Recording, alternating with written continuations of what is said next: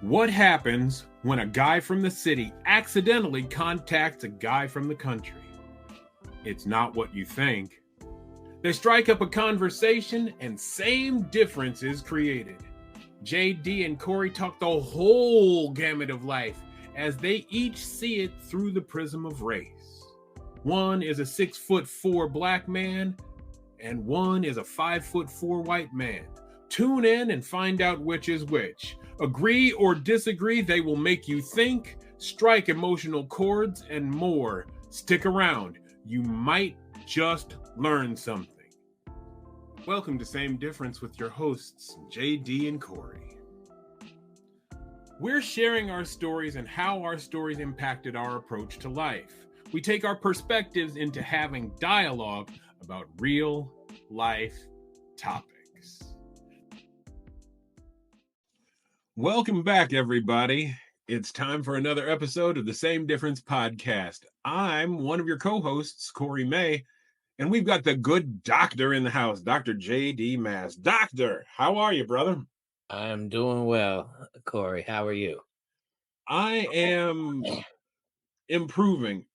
Okay. I have to say, before we get all the other thank yous in for this week, I've got to say thank you for giving me the space to share what Dave meant to me and for being human enough to let that happen. Yeah. A lot of times we talk and we don't give space, but you gave me space at a time when I was feeling really low. And so I thank you for that. One man to another. Thank you, my brother. Well, I'm glad that I could do that at least. And that's one of the things that has come out of this that you and I talked about a few weeks ago, that was not sort of the anticipated goal, but that we have an active listening and that, we're giving each other the attention and the space. And this too can be an example for how some of the healing of our society can begin. That we don't have to get it done. You don't need to do it in a 60-second Instagram post. You can actually take some time and we can get to know each other. So it works. Let's thank all the people behind the scenes that make us look good. DJFMI, my brother, thank you. Absolutely. And Kiana the Goddess, we thank you. And of course, Essie and the D, we thank you. Thank and you. We are looking forward to continuing to grow this. We appreciate all of the fans or the listeners or, the commenters or those that don't like us and listen and comment. We appreciate you too. So, yep, this is budding into something even greater and we're excited. All right. Last episode, I did a whole lot of talking. I'm going to sit back and let the spotlight shine on you. I'm going to sit over here with my cup of tea, and I'm going to listen to everything that you've got to say. Every so often, I might jump in with a question or two to clarify things, but the floor's all yours, good doctor. All right. So we've been talking a lot about college, and during the college time, I mentioned that I had a tennis teaching organization towards the end, and that it didn't last as long as I would have liked. It was my first venture, and so as things started to progress for me, and I really started to hone in on school, it wasn't all about throwing the best parties and trying to get away with stuff when mom wasn't around. It became, taking my life seriously and how was I going to start to really become an adult and what did I want to do as an adult? Was there a specific moment that happened?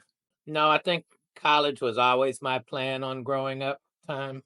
As I mentioned, I think one other time when I was in the 6th grade, a lady came and spoke to our school and she had this speech that was supposed to be really motivational for us, but really also like truth telling. And so she spoke about how, in elementary school, you kind of do your work and you test into into middle school, and then you kind of start all over, and then you do your work, and then you learn and you test into high school, and you get placed, and then you start all over, and you got to do it again. And she was kind of telling us, like, you're going to have to keep doing this, so don't get frustrated if it doesn't go. Man, all I heard was, oh, I don't need to pay attention and do all of this stuff until college, because that's when I'm going to be, learn how to become an adult. So that was kind of always my plan, was to enjoy my childhood and become an adult in college age. And so as this is happening, Topher and I are studying a lot together. We go to SLU together. We drive to school together. We really developing this strong bond. And one night he was like, my brother and I want to go to the club. JD, you should come. And I'm, no, I don't want to come. He's like, yes, you need to come. And right around this time, Lorenzo Stylez, my friend from Ohio State, had been picked up by the Rams mid-season. The Atlanta Falcons had cut him with their new coaching staff, and the special teams coach of the Rams at the time, under Dick Vermeil, had just been hired. The special team coach remembered that Lorenzo was a star on special teams for the Atlanta Falcons. And so they signed him right after he was put on waivers or cut, or however the terminology in football is. And so we go out to this nightclub, and I remember Lorenzo also had an injury. So he wasn't just cut while he was playing, he was cut while he was injured. And it was a shoulder injury. And I'm looking down as I'm in the club. I'm kind of standing up against the wall, being a dandy little wallflower. And as I look up, Lorenzo is walking past me. And so I reach out and I grab that bum shoulder of his. And boy, oh boy, was he about to throw me through the wall. And he grabbed me and he went, oh, wait, I know you. He's like, is it JT or JD or something like that? I said, it's JD. And we reconnected. And Topher's about his size. So when I introduced them, Topher had this kind of like, yeah, hold on, this is my guy, like, what you trying to do kind of thing. And eventually, though, they connected. I can't remember the other player that Lorenzo was at the club with, but he was at the club with another player. What position did Lorenzo play? Lorenzo played middle linebacker in That's right. college, and then he played both middle and outside for the Rams. And I recall one of the first conversations we had with his boy at the club was Dick Vermeil being a crybaby and whether that was a good look for a football team. And as we exchanged contact information, we started talking again. And Lorenzo said, JD, the Rams want me to come down for the summer. I'm going to re-sign with them. They want me to come down for the summer, but they're not paying us other than a per diem. I don't really feel like spending my money. So I don't know what I want to do. So I talked to mom. Mom was like, we got an extra room. We also got the basement. What does he want to do? So Lorenzo came and at first he wanted to not be an inconvenience. And then he eventually just said, yeah, this is ridiculous. Like, why don't I come? Let's bond. Let's figure this out. And he took the basement. And he was there for about 6 to 8 weeks, maybe over the summer, whatever that was. And we got a chance to really bond and talk. And this was 2 years before they won the Super Bowl. So he got a chance to play. Roman Pfeiffer was our outside linebacker.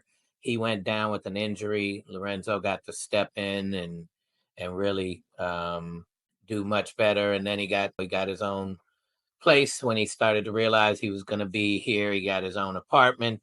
But during that time when he was there, we talked a lot about, the difference in cultures, right? We had family dinner. He sat at the table with us and we were talking about the stock market. And afterwards he was like, yeah, We don't get that kind of conversation. That seems so natural to you. We don't get that conversation in my home and where we grew up, and too often. And he said, so without that knowledge, when we get money and then we hear stories of people being taken advantage of by accountants and financial advisors and all these things, we spend the money because at least we did it, right? If we're going to lose our money, at least we did it. And at least we were in control of the situation. So that was eye-opening for me because, yeah, that makes a lot of sense.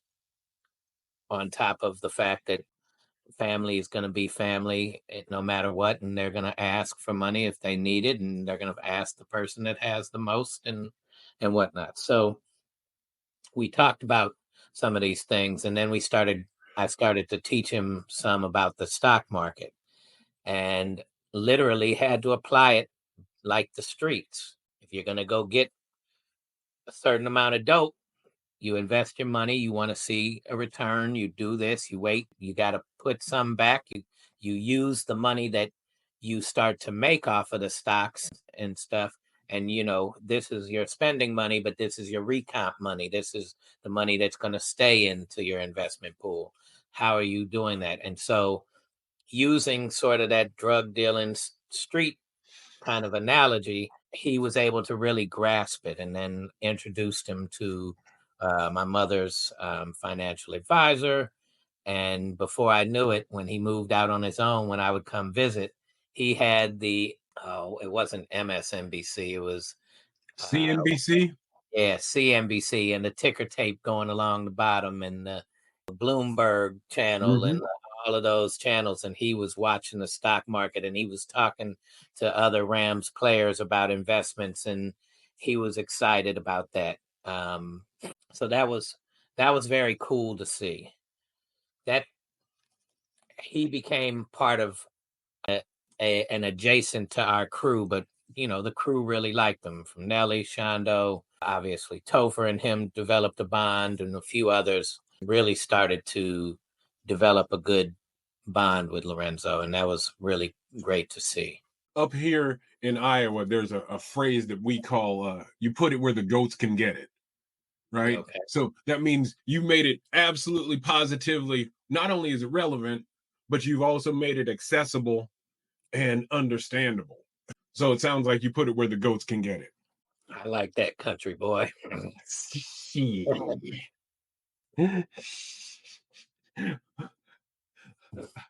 Please continue. So at this time too, now I have more motivation to be successful in business. He and I are talking about someday owning our own bank. And I remember my friend Demetrius Denham, who ended up working with me with Nelly, who we met at SLU, Topher and I, and we loved him because he asked all these crazy questions that had nothing to do with what we were talking about, but did have to do with real life. D told me, like, let's go study for our finance test. Let's go talk to the professor so we can get some, he's always open to sharing with us before the tests, make sure we get the right answers and know and understand the concepts. We walk in there. Brad is a former banker, Brad Scott. And he goes, Brad, what does it take to start a bank? I'm like, that's not on the test. What are you talking about? And Brad told him what it takes to start the bank, 2.5 million. You get to leverage 98%, 97% or whatever of the bank. This gets you this. You start to get deposits, and you can grow a bank pretty quickly in this manner. And smaller banks can be more aggressive with their lending and and we all had this great conversation around that. And I remember D Denham and I driving home that night, like, yo, we need to get 2.5 million. We got to start a bank. And that became a topic of discussion. And we would talk about what would it be like with Lorenzo having our own credit union or bank or some kind of lending institution as we grew and developed to be able to have some economic change. And that's what led me to want to go into banking as I graduated college. And that was the step that I took. Shortly after graduating with a degree in finance, I recall trying, I went to 6 different interviews. I became a mortgage lender, which was not it because that was just a salesperson for mortgage stuff. I went and tried to become a financial advisor, which was not it because that was a salesperson for the stocks of that company. I remember being in the interview or going through whether or not I need to take the test to sell stocks, and everybody was, why are you here? They all had marketing degrees and I'm the only one with a finance degree. And I was going, this is finance. Like, why wouldn't I be here? And when I met someone who was in my graduating class who had become a financial advisor for Morgan Stanley. She was just trying to sell me Morgan Stanley IPOs and products and that they were, closely managing. And I thought, oh, she's not trying to do what's best for me. She's selling for Morgan Stanley. That's why they didn't want me involved in this. And that was quite eye opening for me. Let's go back for one hot second. So you grew up with dinner table discussions about finance, the Yes. stock market. Yes.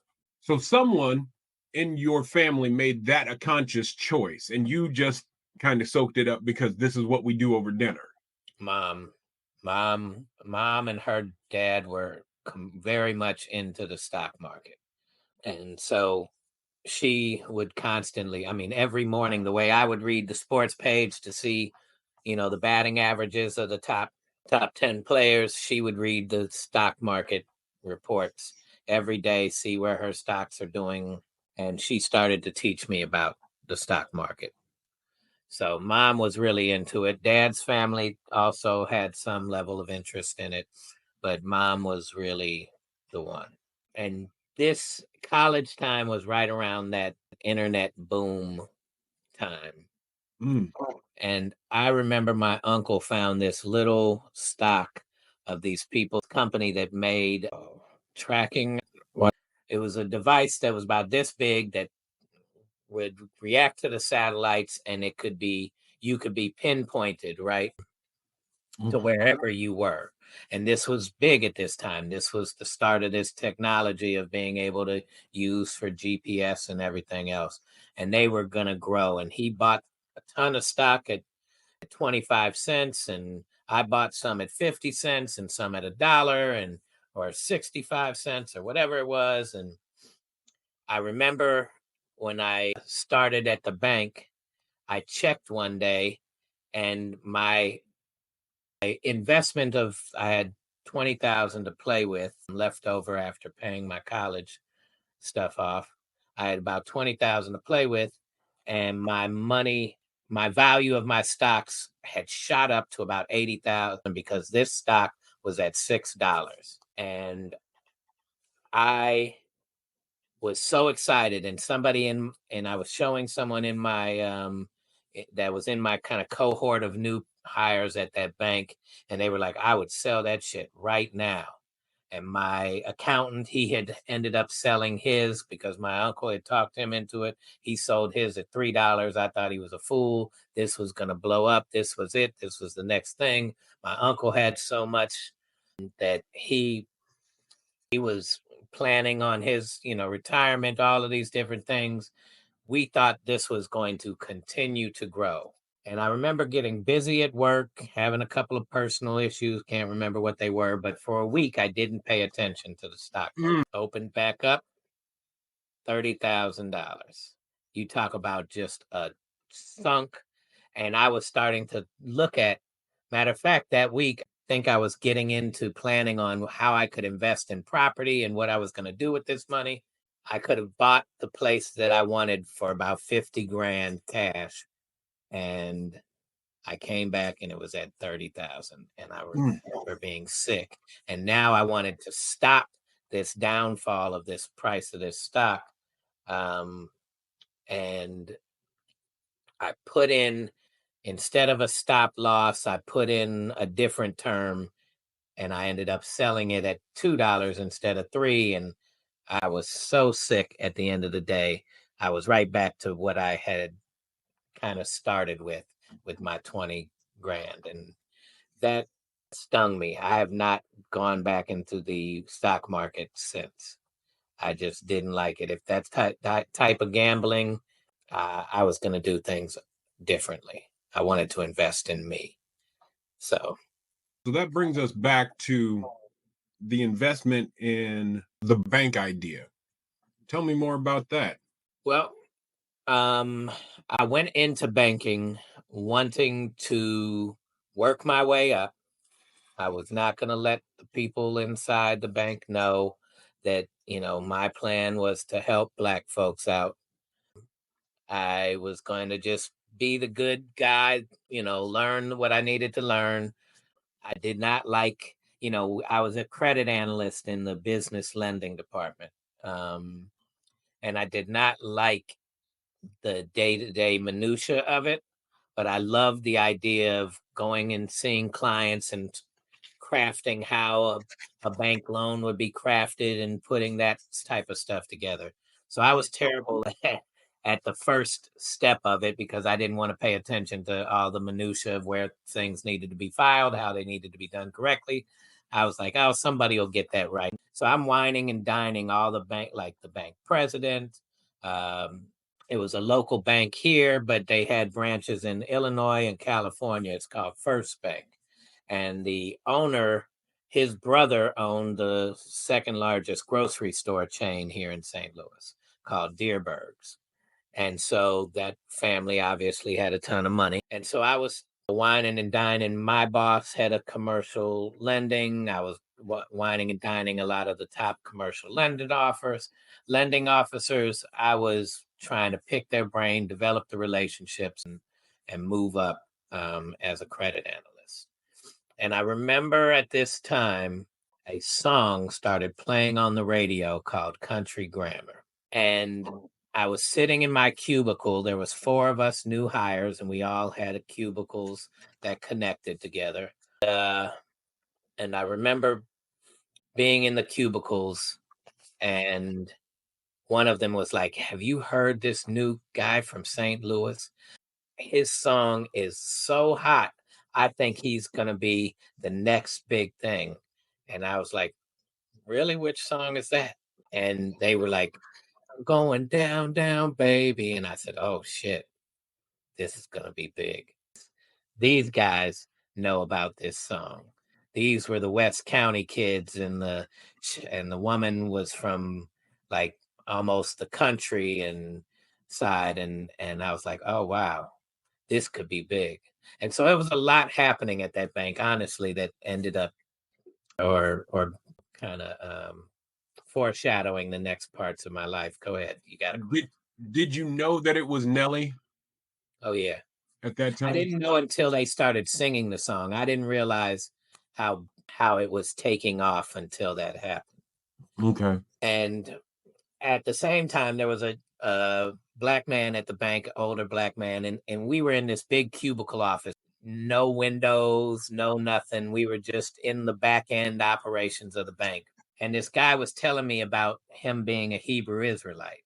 And he was like, started talking to me about the difference between some African groups and being a Hebrew, and that the Hebrews were sold as slaves and da da da da da. And what he was saying just connected with me. That these would be the people that where Israel is located, that there would be more people with melanated skin in that region than there would be of skin tone like mine. And so it's highly likely that Moses and Abraham and Isaac and Yeshua and all of these biblical people were white. I mean, were not white. And that the ideas of them being white came from the paintings and the movies and the everything else. And the fact that these two tools, Judaism and Christianity especially, but all of the Western connected religions were, were spread by, interest by people interested in having control as well. And so maybe the descriptions and the definitions and the interpretations weren't as the original people who wrote these stories really meant for them to be, or the messengers for who these stories were written about were really meant for them to be used. And so that was extremely eye-opening because I wanted to feel a sense of spirituality, but religious uh, practices never did it for me. And so all of this is happening, and I'm starting to eat at the Eternity Deli. I'm changing my diet, and Eternity was a different group of Hebrew Israelites, of which I later became a part of, and we were speaking to it. So I was getting all of this going on in my life at the same time. I got Lorenzo, and his career is taking off. The Rams are the best team in football, greatest show on turf during '99. That's my year I graduated. All of these things are happening at right around the same time. And so as Nelly took off, his very first condominium he bought was from Lorenzo. And Lorenzo had moved back to Ohio. That was the end of his playing career. And he sold his place to Nelly. And that was like all how it merged in that time. So, what are you feeling at this time? This is a moment of tremendous change. You're working at a job that you're good at and you're learning.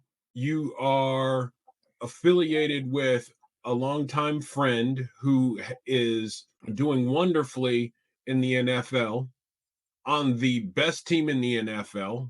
You've got a new perspective on a religious and spiritual philosophy, and a childhood friend is blowing up. You're changing your diet. What are you thinking and feeling at that nexus moment? This is the confluence of so many things. This is just the big intersection of all these roads coming together. You're standing there. What are you feeling? I truly felt like, I don't know if you've heard the Harbaugh saying, doesn't get any better than this. And I felt that. I remember feeling that for several years, like, wow, life is just great. Like, it doesn't get any better than this. So when Nelly went and recorded the album, or the Saint Lunatics did, and recorded Country Grammar in New York, and he came back and he was kind of waiting patiently for when they were going to be ready to release the album and whatnot. And they were fighting over what should be the first single. Universal wanted any song but Country Grammar to be the first song. Why was that? They just didn't like it. They didn't think it was good. Nelly and the Ticks had to kind of fight for that to be the first one. This is the one that represents us the best. This is the one that is going to build the foundation. And eventually they were like, okay, whatever. We'll put it out on radio. And then it started to pick up. And then they were like, all right, we'll give you a little, low budget video. And then that took off. And then they were like, we knew it. But I recall, because Nelly and I, during my college years, and Topher too, one of the things that connected us was baseball. And we would go get the cheapest tickets, you know, and then we would sit wherever the hell we wanted to, as long as there was open seats, until someone came and was like, you can't be sitting here. And we would just go further and further towards the field, right? We'd never go back up towards our seats. We would always go further and further towards the field. And I remember you couldn't get down to the bottom level, the box seats, without really showing a ticket. Although sometimes that person may go to the bathroom, or that person may need to show somebody somewhere, and you could sneak your way down. And we would end up right behind the dugout most of the time by the end of the game. Right. And we'd be pounding, and Nelly is a goofy guy. And, he'd be calling Gary Gaetti, Gary Spaghetti, and da da da da da. And we'd be doing all of these different things. So baseball was important to us. And I remember he got tickets to sit on the 8th row. And we, of course, were late, smoking weed, going down there. I had just come from work. I got on my shirt, tie, slacks, and he's, dressed as a hip hop star. And we go to meet up to go to the game.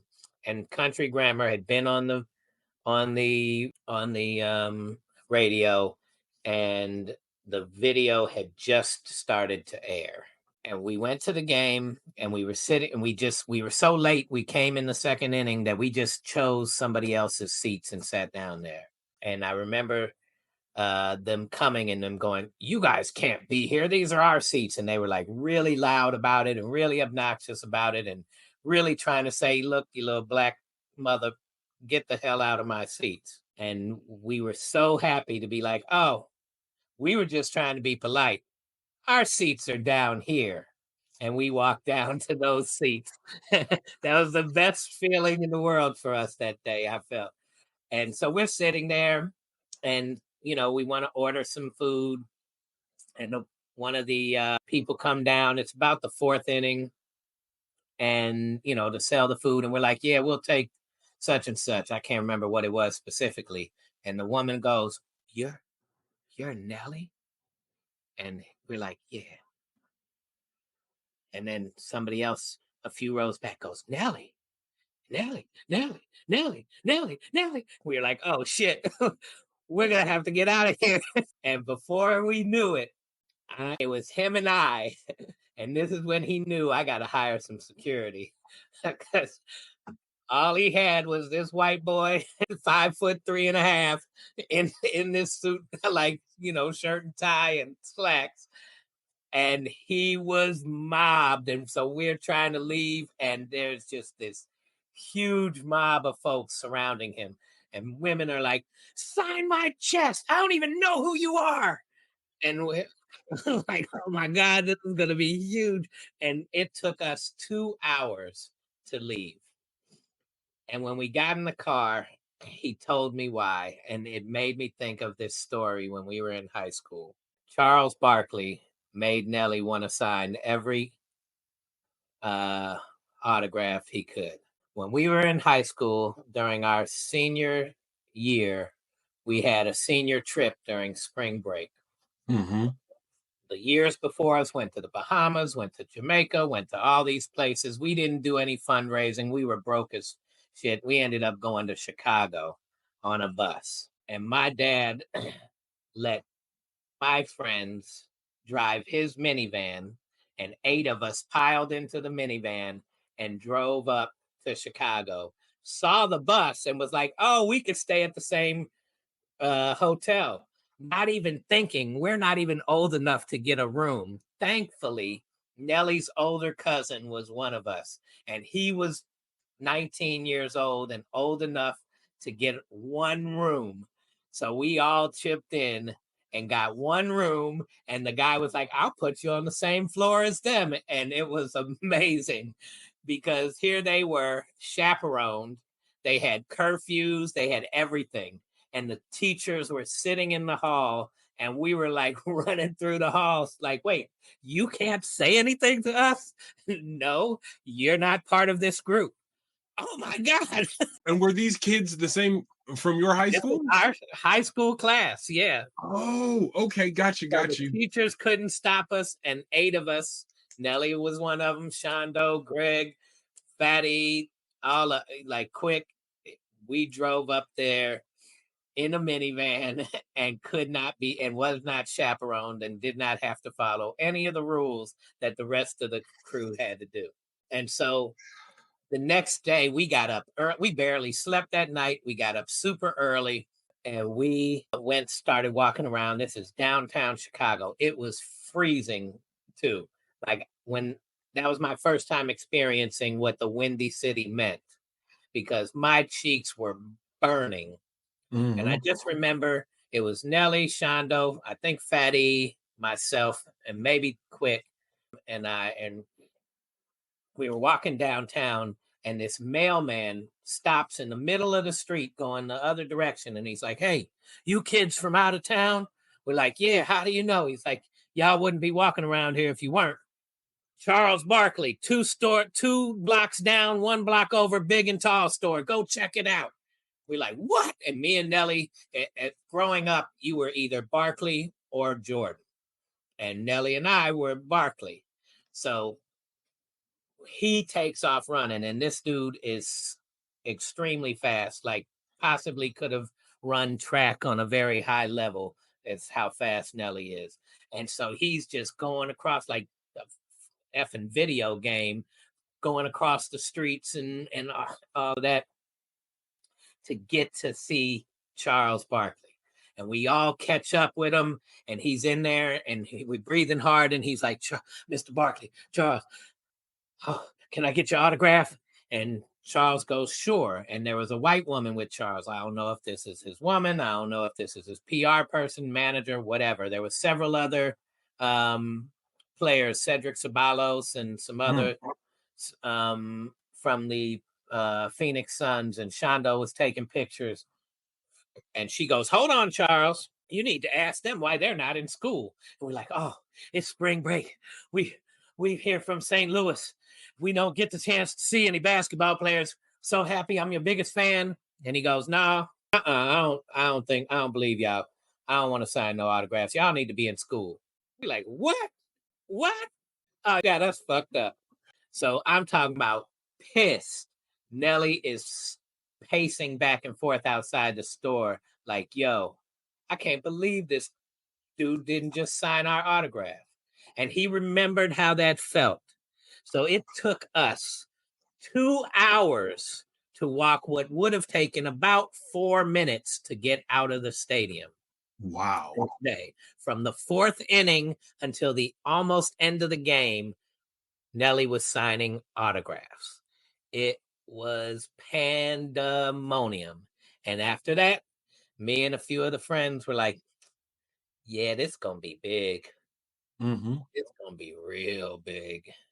And of course, it was. So what happened next? Tell me about what you were feeling in that moment when Nelly goes viral in Busch Stadium. Just all of a sudden, when did people start crowding? Was it like 2-3 minutes? Was it as soon as that woman started, you started hearing all the Nellies and the Nellies and the Nellies. Nelly, can I get a Nelly? Can I get a Nelly? And it was gonna be like, oh God, we're not gonna be able to sit here and watch this game. As soon as we stood up to leave, they stood up to come. And as we got out of that little section to walk into the main walking area, he was surrounded. And they were like, who are you? I'm like, I'm his bodyguard. Stand back. Get out of the way. That didn't help at all. I wasn't no good for that role. And he was just like, JD, hold on. And I just held on to his shirt. So at least he knew that I was still standing with him.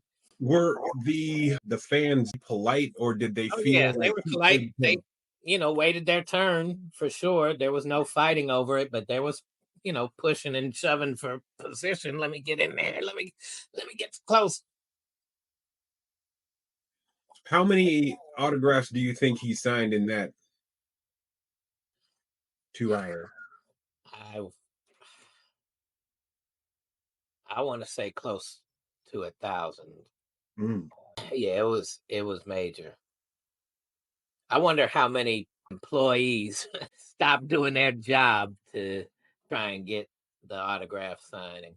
So from that point forward, were you mobbed every time you went out with Nelly? He was mobbed. His career started to take off because that was right after the video shoot. But let me take a step back to the video shoot. I get a call, JD, you should come down to the video shoot. I'm in the bank. I go to my boss. Hey, mind if I take the rest of the day off? And he says, yeah, sure. Who gets this is a once in a lifetime thing. Go for it. And one of my friends in the 4 of us that he had some time off availability. He was like, JD, can I come? Like, yeah, Chris, come on. So we go down. This is on Labadee in the heart of the inner city, north side of St. Louis. So we stand out like some sore thumbs. Not only are we white as shit, but we're dressed in bankers' outfits, and everybody else is just in their relaxed hood gear and just, and there is a party on the street, and this would be, considered the dangerous part of town kind of thing.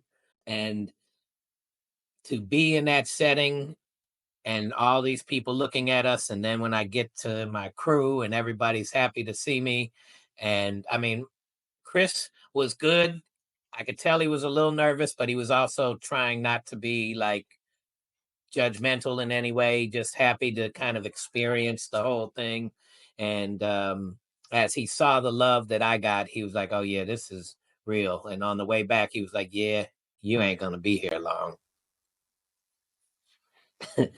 And I remember getting the call because Nelly started to go on the road. So before I even do the call story, Nelly goes on the road for a while. He's hired a couple of security guards, big guys. I don't know if you ever saw pictures of Nelly, but he had one of the biggest security people, Big B. And I'd never met Big B, and Big B had never met me. Oh. Come back to have a party in St. Louis, and I'm at the party. And so I go up to go, what's up? And I feel this huge hand across my chest. Boom. Hold on. I'm like, yo, Nelly, tell him I'm okay. And Nelly was like, oh, yeah. Stop. No. That's my guy. That's my guy. Come on. And gave me a big hug and this, that, and the other. He was like, matter of fact, y'all need to meet. JD, Big B, JD. And of course, me and Big B became cool after that. But at first, and this is how you knew, like, okay, that we're entering into a realm of unfamiliarity. This is going to be very different. And so, yeah, wow, all these memories. So, just how big was Big B? You think 6'7"? no, he was about 6'4", 6'5", maybe 6'4", 6'5", but he was a good 350 plus. Solid? Not all solid. He was strong, though. He definitely was strong, but he had a little extra cushion around all that strength. And he would breathe like a big man.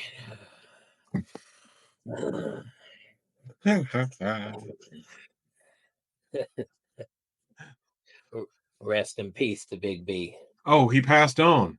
He passed on in, I think, 2019, somewhere around there. Yeah. Rest in peace, Big B. Yeah, he was a good guy. All right. So that closed one story. You were about to move into another story memory. What was that?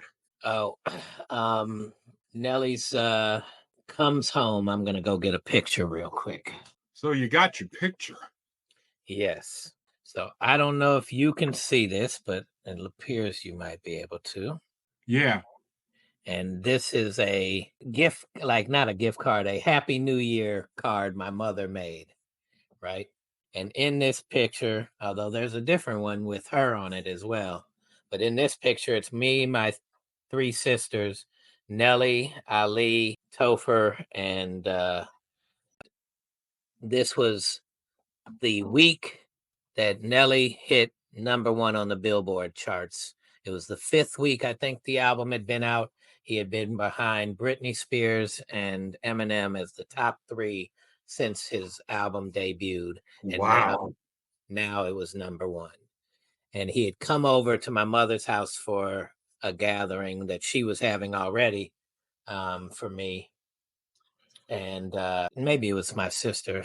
It was for one of us. And Nelly came to show his support, and they came in and took that picture with us. And I remember just seeing like the pride that he felt that day, that, yeah, #1 in the entire Billboard, 5 weeks into this whole career launching at that level.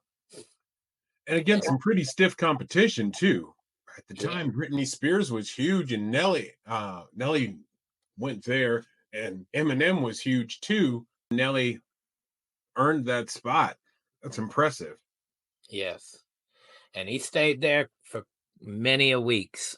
And I remember shortly after he called me. I mean, it was probably within days of this picture. And he called me up and he said, I got my first advance check. And I said, all right, all right. And he was like, yep, I'm the first one of the crew to make $1 million. And I was like, well, I knew you could do it. And he was like, yeah, but I did it. And I was like, oh, I was supposed to say congratulations. So I said, congratulations. He was like, thank you. And I was like, yeah, JD, stop acting like that and just be present in the moment. I remember feeling that way, like, you're doing too much. Just be present in the moment. Congratulations. He was like, thank you. He said, all that talk we've been having, quit your job. It's time. I'll pay you the same thing. And went in the next day and said, I'd like to put in my 2 weeks notice. They said, yep. We kind of knew it would be coming after Chris told us about how the whatchamacallit went, the video shoot went.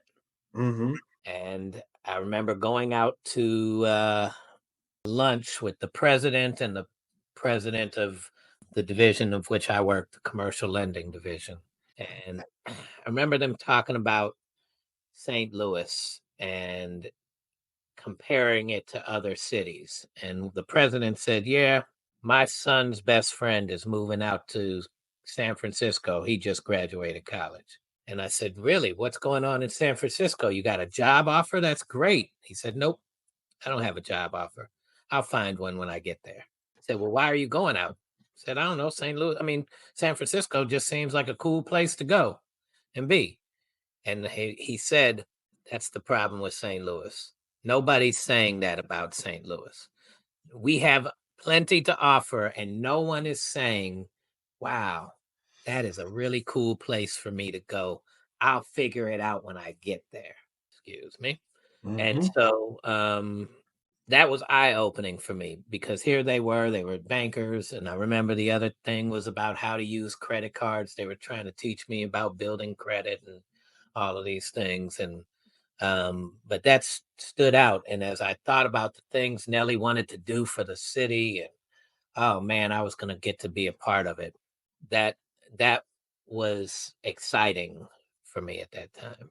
So there was a vision, and you were all about planting the seeds to make and improve your hometown into a better place. Yes. We had talks of me being the mayor someday and him investing in the city enough to really kind of have a real strong imprint on downtown. All right. So I guess this is going to be my question for the cliffhanger for this episode. At this point, is Nelly moving in the circles of other celebrities, such as professional athletes and other talented performers in the area, so that something like this can take off? Because I suspect that there's another story that we're going to hear in the next podcast about where things went after this. Yeah, there's at least a few podcasts worth of stories, especially as we get back into sharing space. Yeah, we have a bunch more podcasts worth of stories to share. But yes, especially St. Louis athletes, right? I remember meeting an advertising company in St. Louis, and they wanted to impress us enough, and they dealt with the Cardinals and dealt with Anheuser-Busch, and they got Nelly the chance to throw out the first pitch. And he got to take one person down there with him into the dugout. And okay. Wait. Don't tell me who that is, because we got to make sure that people tune in for the next episode. That's what we call a teaser, a cliffhanger. Well, I will tell about that experience from the viewpoint in which I saw him and that person go down there. Well, dear listeners, you have another incentive to tune in to the following episode to hear the more stories from the good doctor, JD Mass. Thanks for sharing all this, because with celebrity, we don't always see what's behind the scenes. We only see what is right in front of us. And to hear an eyewitness story of how things are going on in your life and how they intersect with other famous people is fascinating to folks like me, country mouse. Yes. Well, I want to give you the goats that you. You mean let me get this right for you. You're putting it where the goats can get it. Is that what you're saying? Putting it where the goats can get it. Oh, love it, love it, love it. That's gonna wrap up this episode. I'm gonna throw it back to the good doctor to walk us on out of here. Well, once again, we thank you for listening. We thank you for being a part of the Same Difference family, community, and team, all of the above. Please continue to reach out to us through our social media, through our website, samedifference.life, and through our email, samedifferencebroadcast@gmail.com. We look forward to sharing more of our stories with you and look forward to answering more of your questions or addressing your feedback. Thank you. Tell a friend. Spread the news. All right. That's it for the Same Difference podcast ending this week. We'll see you next week.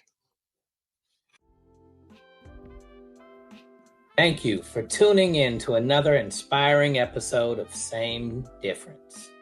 We hope this journey through unique connections and diverse perspectives has left you with fresh insights and a broader understanding of the world we share. We're humbled by your support and enthusiasm for the incredible stories and discussions we've shared. And remember, our mission is to foster critical thinking, embrace new perspectives, and spark conversations that bring us closer to an equitable world. So, if you've enjoyed our podcast, please don't forget to subscribe, rate, and review us. Your feedback means the world to us, and it helps us reach even more listeners. And if you have a story to share or a topic you'd like us to explore, don't hesitate to get in touch. We're always looking for new voices and fresh perspectives to feature on Same Difference. Until next time, remember that our shared humanity is our most powerful asset, and by working together, we can bring about positive change. Stay curious, stay compassionate, and keep making a difference. Thank you for being a part of Same Difference. Take care, everyone. See you in the next episode.